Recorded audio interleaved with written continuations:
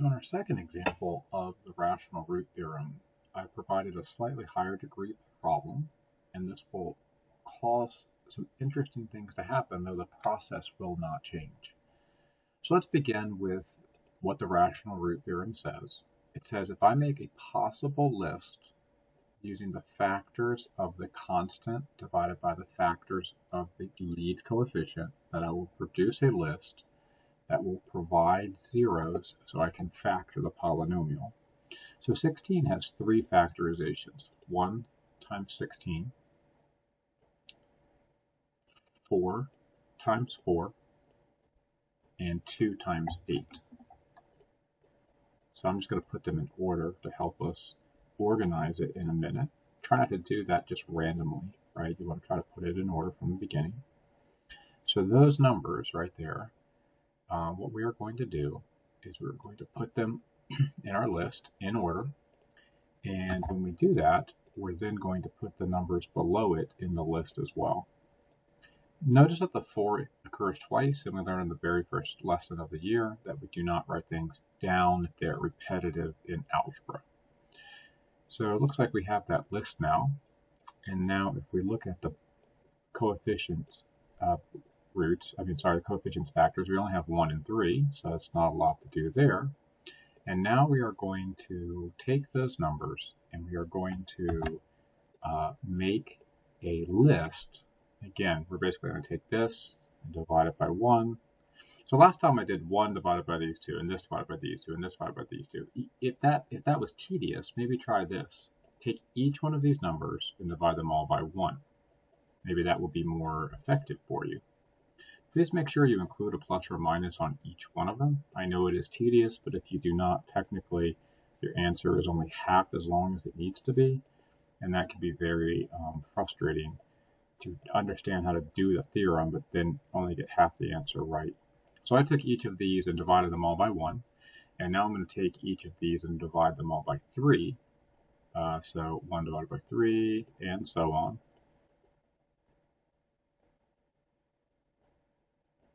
In this problem, none of these, so far have reduced. In fact, none of them do reduce. So the interesting thing about this problem is we don't have any reducing fractions. So everything that is produced by this list is a possible root. So now we need to put that list in order. The smallest thing that I see is a third, and then 2/3. And then 1, because 1 divided by 1 is 1, and then 4/3, and then 2, and then 8/3, and then 4, and then 16/3,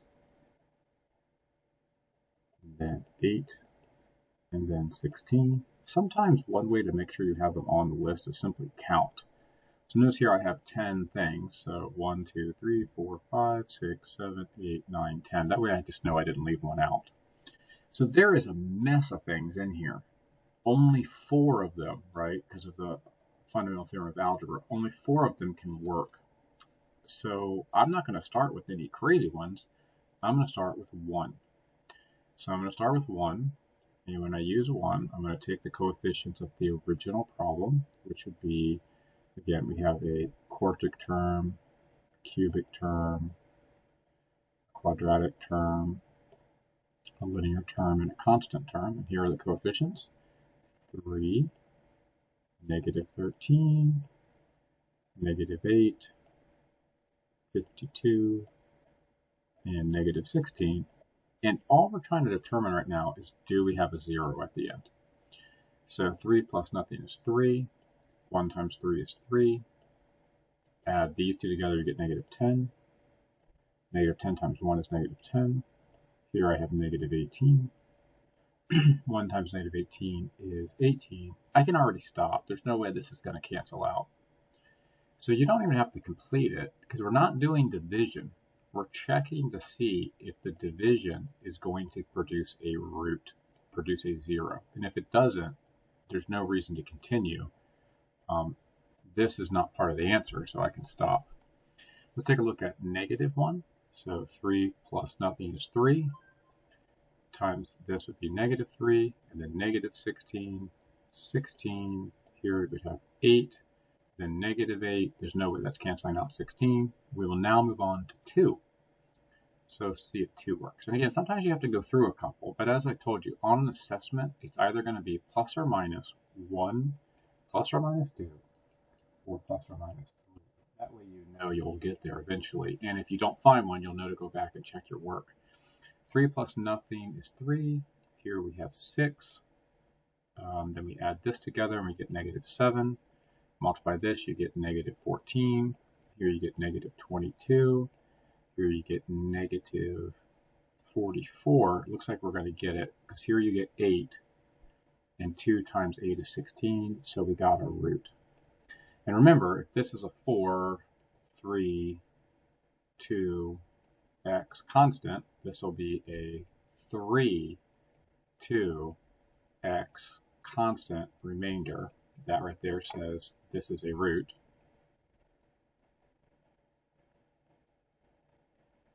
Okay, so now what we're going to do is see if this will factor. So this thing is 3x cubed minus 7x squared minus 22x plus 8. And in a great ideal world, this would factor by grouping. This one clearly doesn't. There's no way to take a 3 out of a 7. So believe it or not, you can actually just keep going with synthetic division, not using the ones you've already done. These are already done. So check, check, check. I don't want to use them again. I can now start with -2 and see if it will work. It doesn't, so I'll show that to you. So we can start again with the division process with, not with the original function, but with this factor. Remember, this is a factor, so we want to factor it more. So here we get 3, -6, -13. This times this would be 26. Hold on, it does work. Forgive me. So don't discount the very next one, right? Here we get 4. Here we get -8. So sure enough, it did work. So don't discount the next one. Check it, right? Because right there, if I would have moved on to 3, 3 might have worked. Don't worry, the order is not important. What's important is to find the root. So this is also a root. That's good news. Okay, so now what we're going to do is we now have found 2 roots.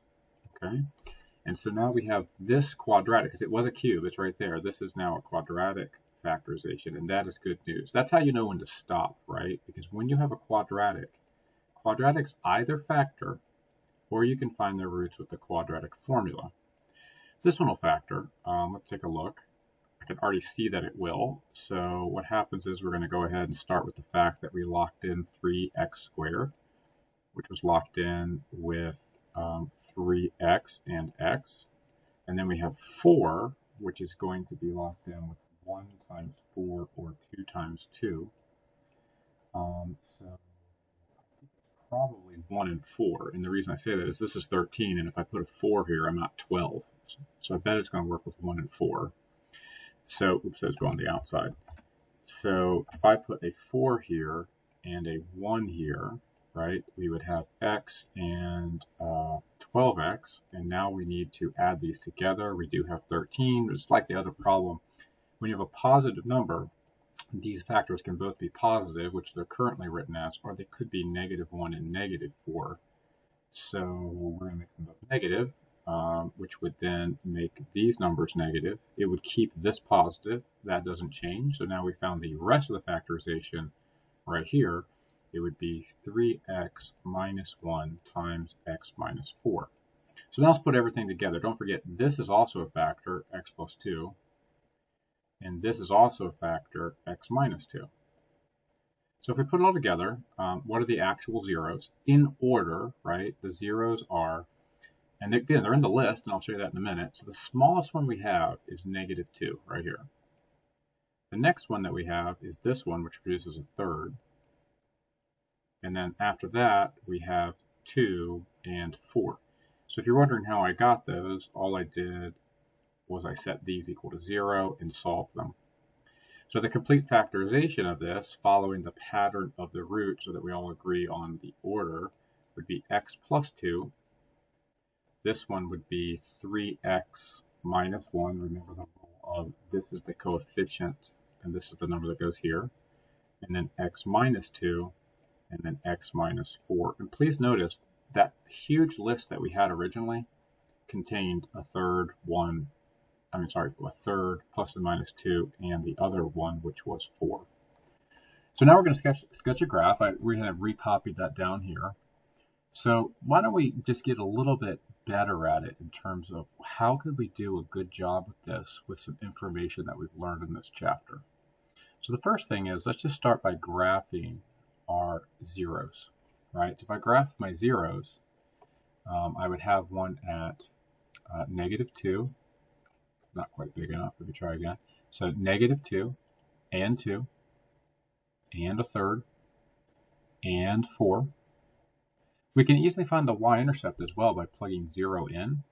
And we don't have to plug it into this complicated one. We just plug it in here. Remember, the y-intercept is simply this number right here. So we plugged in 0, and we're going to get the constant every time. So maybe what we'll do on this graph is we'll show that we're going by 1s here, right? But on the y-axis, maybe we go by 4s because we have to go to -16. Or, so 4, 8.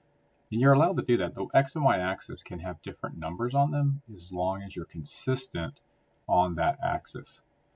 Okay, so I'll do that up here a little bit too. And so now I can graph that intercept. I'll change the color on it so that we can see that it's different. I'll make it blue. And so then after we graph that y-intercept, what we'll do is we will then think about the sine of the lead coefficient. That is positive. So that means that it's going to go up here. So we'll have to graph it so it does that. And being a 4th degree polynomial, it will have 3 terms. Remember, the relationship is this -1 tells you the terms, but if I'm looking at the graph, that will then be to add 1. So you have to make sure you understand the perspective. None of these are double roots, so everything's going to look nice and linear, and it's going to have this with an even degree. That means we start going up here. So remember, right tells you what to do based on the lead coefficient, and left is decided by the fact that it's an even degree. So let's take a look. I think it's going to look like this. So we go down here. We have 1 turn, 2 turns, 3 turns, back up to that arrow that I already drew. So there's a lot of prior knowledge to make this graph, but it really does help link everything together. So hopefully this last section is helping the whole chapter make more sense, or just maybe become more concrete. Hope you enjoyed this video and this lesson.